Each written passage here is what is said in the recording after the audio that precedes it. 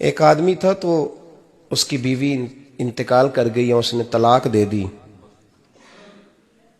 10-11 سال کا اس کا بیٹا تھا. اس نے دوسری شادی کر لی. ایک دن اپنے بیٹے سے کہنے لگا, بیٹے وہ سگی اماں ٹھیک تھی یا یہ والی ٹھیک ہے؟ تو بیٹا کہنے لگا, ابا جی یہ ٹھیک ہے, وہ سگی امی جھوٹ بڑے بولتی تھی, سگی امی جھوٹ بڑے بولتی تھی, جھوٹی تھی, یہ سچی ہے. اس نے کہا, بیوقوف تیری ماں جھوٹی تھی؟ اس نے کہا, ابا بڑی. کہا کس طرح؟ کہنے لگا, ابا جی میں نا کبھی, آپ کو پتا میں شرارتی ہوں, کبھی میں شرارت کرتا تھا نا, کوئی برتن توڑ دیتا تھا تو میری سگی اماں مجھے تھپڑ مار کے باہر نکالتی تھی.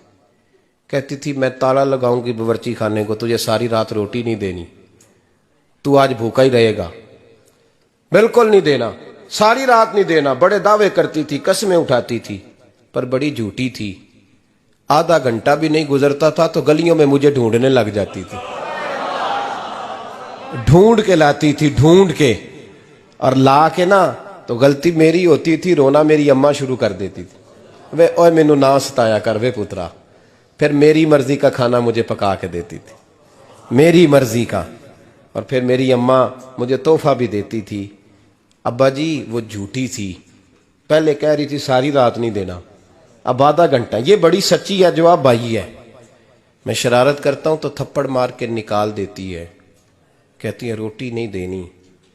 پھر میں ساری رات رو کے گزارتا ہوں پر نہیں دیتی. یہ سچی ہے, وہ جھوٹی تھی. تو ماں کے درد کو کیا سمجھے؟ بچے تو کہتے ہیں اماں نے ہمیں قید کر دیا, اماں کہتی ہے میری مرضی سے کھاؤ. اور تجھے نہیں پتا اس نے قید نہیں کیا, وہ تم سے پیار بڑا سچا کرتی, اور بڑا سچا پیار کرتی ہے تیرے ساتھ, بڑا سچا. بیٹا برگر کھا کے آ جاتا ہے, اماں کہتی ہے روٹی کھا لے, کہتا ہے نہیں آپ نے بینگن پکائے ہوئے ہیں میں نے نہیں کھانے. تو اماں منتیں کرتی ہے, کہتی ہے چل تو دس کی کھانا ہے, تینوں سیویاں نہ بنا دیاں, فٹافٹ دال پک جائے گی, کیا کھائے گا؟ وہ ابا جی میری طرح قریب سے کہتے ہیں چھڈ پر, بھوک لگے گی تو آپ ہی کھا لے گا. لیکن اماں کہتی ہے اس نے روٹی نہ کھائی تو مجھے نیند نہیں آئے گی. تو اس درد کو سمجھنا. میں غلام ہوں ایک آستانے کا, اور میں سمجھتا ہوں جو کسی کا مرید ہی نہیں اس پر تو سایہ ہی نہیں, اسے چاہیے کسی بزرگ کا سایہ حاصل کرے. لیکن بھائی یہ بات بھی بڑی سچی ہے کہ میرے جیسے پیر کے ہاتھ میں 5000 روپیہ نذرانہ دو نا, پیر صاحب دعا کرنا, تو پیر صاحب نے دعا پکی یاد کی ہوئی ہے سب کے لیے, رٹی رٹائی, اللہ خیر کرے اللہ بھلا کرے, اور سب کے لیے رٹا لگایا ہوا ہے. اور اماں کو بیٹا ویسے ہی کہہ جائے, ویسے ہی, اماں میں انٹرویو دینے جا رہا ہوں ذرا دعا کرنا, وہ بیبیاں منگا کے دعائے تنجینہ پڑھانا شروع کر دیتی ہے, اور ساری رات مصلے پہ بیٹھی. اس درد کو سمجھنا. اور بھائی بڑا ویل ڈریس بیٹا ہوتا ہے, ویل ڈریس نوجوان,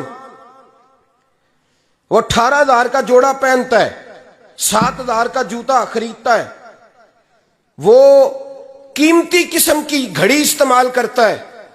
لیکن اسی بچے کے جب اپنے بچے ہوتے ہیں نا تو بی بی کو کہتا ہے یہ لے 10,000 روپیہ, بچوں کے کپڑے خرید لے, میرے صحیح ہیں ابھی کل ہی تو خریدے تھے. اور باپ, اور تو سمجھا ہی نہیں یار, 30 سال باپ نے جوانی ساری سعودی عرب کو دے دی, لیکن تیرا خیال رکھا. میں ایسے لوگوں کو جانتا ہوں جنہوں نے 30 سال پردیس میں کمبل نہیں بدلا, اور جہاں گئے تھے تو ایک کمبل خریدا تھا پھر بدلا نہیں. تو ماں باپ کے بارے میں, اور یہاں بچے حساب کرتے پھرتے ہیں, بھائی تو پچھلے مہینے بھی 5,000 دیتا سی, تسی پیسے ادا کر دے کی ہو, ماں باپ سے حساب کرتا ہے تو. ترمذی شریف کے لفظ ہیں, ایک صحابی نے آ کے عرض کی یا رسول اللہ پیسے وراثت کے نہیں, میرے ابا جی نے نہیں دیے مجھے, اور میں نے خود محنت کر کے کمائے, اب میرا ابا مجھ سے پیسے مانگتا ہے تو کیا کروں, اور میرے ہیں, میں نے کمائے ہیں, ابا جی نے نہیں دیے, وراثت نہیں, حصہ نہیں ملا. حضور میرا ابا مانگتا ہے تو میرے لیے حکم کیا ہے؟ تو نبی پاک نے فرمایا کیا کہا تم نے, پیسے تیرے ہیں؟ کہا حضور ہاں. تو فرمایا ابا کس کا ہے؟ کہا یا رسول اللہ میرا. تو فرمایا اگر تو اپنے والد کا ہے تو تیری ہر شے تیرے والد کی ہے, تو بھی تیرے والد کا ہے تو تیرا مال بھی تیرے. ماں اور باپ یہ تو حسن ہے زندگی کا, یہ تو وقار ہے انسان کا.